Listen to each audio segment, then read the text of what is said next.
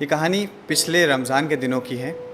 मेरा दोस्त आसिफ़ और उसकी बेगम रज़िया दोनों दिल्ली में रहते थे। बड़े शहर की तेज़ी और नौकरी से वक्त ना मिल पाने की वजह से दोनों ईद की तैयारी नहीं कर पाए थे।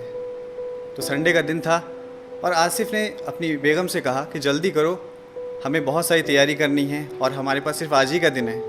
ये कहते हुए आसिफ़ अपने कमरे से बाहर निकल गया और बाहर तभी उसकी नज़र बाहर बैठी हुई लॉन में उसकी अम्मी पे पड़ी। अम्मी जो कुछ ही दिन पहले उसके घर आई थी गांव से।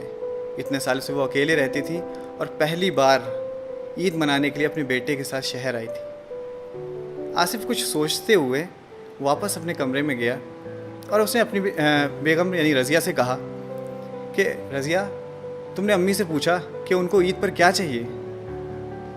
रज़िया ने कहा कि अब इस उम्र में उनको क्या चाहिए होगा, 2 जोड़ी कपड़े, और इसमें पूछने वाली क्या बात है, वो तो हम ला ही रहे हैं।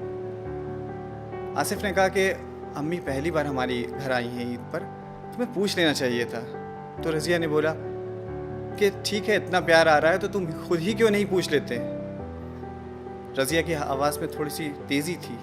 ये कहते हुए रज़िया तेज़ी से बाहर निकल गई। आसिफ़ अपने अम्मी के पास गया। उसने बोला कि अम्मी, ईद पर हम लोग ख़रीदारी करने बाहर जा रहे हैं, आपको कुछ चाहिए तो नहीं? उतने में ही अम्मी ने बोल दिया कि बेटा मुझे कुछ नहीं चाहिए। बहुत ज़िद करने पर, आसिफ़ की बहुत ज़्यादा ज़िद करने पर अम्मी ने कहा ठीक है, तुम इतनी ज़्यादा ज़िद कर रहे हो तो ठीक है, मैं तुम्हें लिख कर दे देती हूँ। तुम और बहू इतनी सारी ख़रीदारी करनी है, कहीं भूल ना जाओ।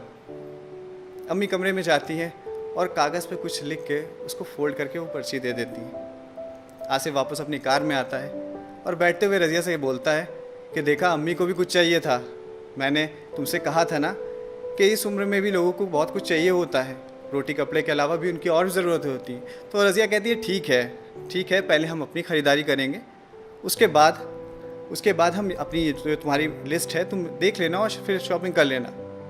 गर्मी के दिन थे, काफ़ी तेज़ गर्मी थी। दोनों ने अपनी ख़रीदारी करी और दोनों थक के जब वापस आए और कार में बैठे, आसिफ़ ने एसी को ऑन किया और वो ठंडी हवा उसके चेहरे पे पड़ रही थी।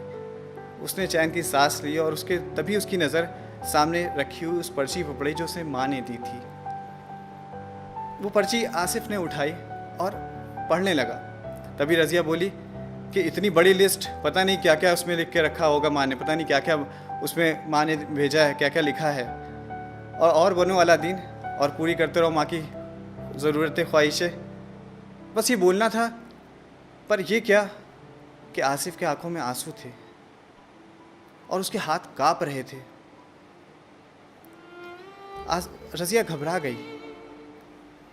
रज़िया पूछने लगी कि ऐसा क्या लिखा है उस पर्चे में।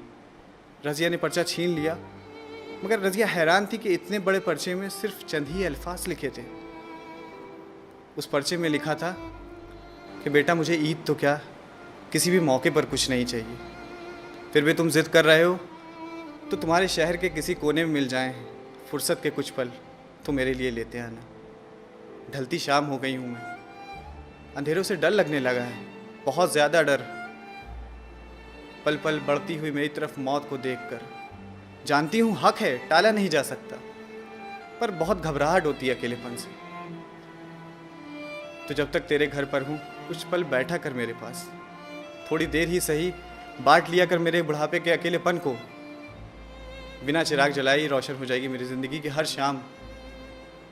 बहुत दिन हो गए बेटा, तुझे छुआ नहीं, तो फिर से आओ एक बार मेरी गोद में, सर रख, मैं सहलाऊं तेरे सर को और मुस्कुरा कर लगाऊं मौत को गले। क्या पता अगली ईद रहूं ना रहूं।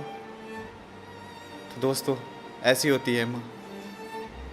इस ईद हमें अपनी माँ को कुछ तोहफे में खाली हम सिर्फ अपनी कुछ पल दे सकते हैं। कुछ पल बैठ के उनके साथ गुजारना ही उनके लिए बहुत बड़ी बात है। तो मैं आखिरी में बस जाते जाते कुछ अल्फाज, कुछ चंद शेर आपकी नज़र करता हूँ कि खुशी कहते हैं किसे, ऐ मेरे हमदम समझ लेते।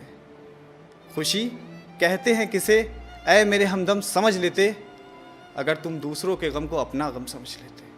अगर तुम दूसरों के गम को अपना गम समझ लेते और कभी बहने ही नहीं देते उन्हें हम पाक आँखों से, कभी बहने ही नहीं देते उन्हें हम पाक आँखों से, अगर माँ बाप के आंसुओं को हम जमजम समझ लेते, अगर माँ बाप के आंसुओं को हम जमजम समझ लेते, मुसलसल ठोकरें तकदीर का हिस्सा ही नहीं बनती।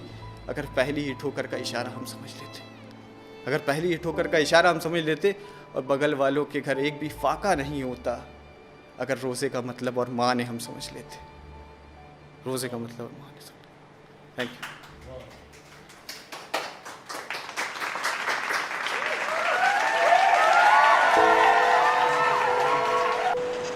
दोस्तों, चाहे ईद हो या दिवाली, अपने माँ बाप को ज़्यादा से ज़्यादा वक्त दें और उनके अकेलेपन को समझें। और अगर आपको मेरी ये कहानी अच्छी लगी हो तो हमारे चैनल को लाइक करें, सब्सक्राइब करें और ज़्यादा से ज़्यादा इस वीडियो को शेयर करें। Thank you.